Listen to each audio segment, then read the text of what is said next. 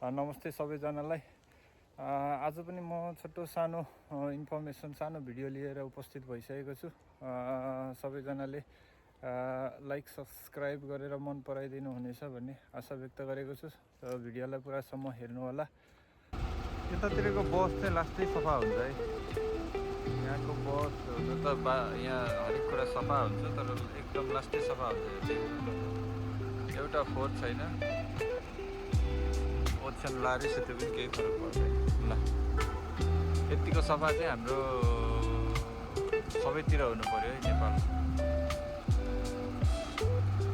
यो चाहिँ यहाँको बस स्टेसन। यतातिरको बस स्टेसन चाहिँ यस्तो हुन्छ है, सफा शान्त। त्यति धेरै मान्छेहरू बस युज गर्दैनन् टाउन एरिया भिलेज एरियातिर। सबैको पर्सनल गाडीहरू हुन्छ है। आफ्नो पर्सनल गाडी भइसकेपछि यो चाहिँ खासै एकदम नर्मल पिपलहरूले मात्रै युज गर्नुहुन्छ है। So this is the bus station of Japan. So every information will be given there on the board, at what time the bus will arrive and depart. So you can see there. त्यहाँनिर एउटा गाडी रोकेको छ है। हो त्यस्तै हो, यहाँ पनि एउटा गाडी रोक्छ। उताबाट आउने गाडी यहाँ रोक्छ, त्यताबाट आउने गाडी त्यहाँ रोक्छ है त।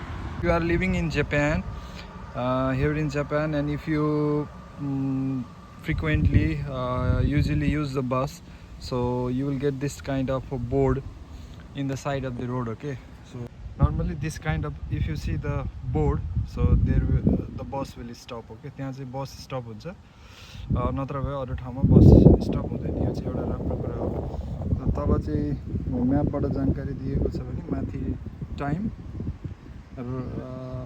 कति बजे कति समयमा आइपुग्छ। यतापट्टि चाहिँ छुट्टी नपर्ने भयो, सेतो कलममा भने पिङ्क कलममा चाहिँ छुट्टीको दिन पर्छ। सो यो फलो गर्दा चाहिँ I think you will be getting the bus easily. Okay, so this was for today. Will bring next good information for you guys in the next video. Please support.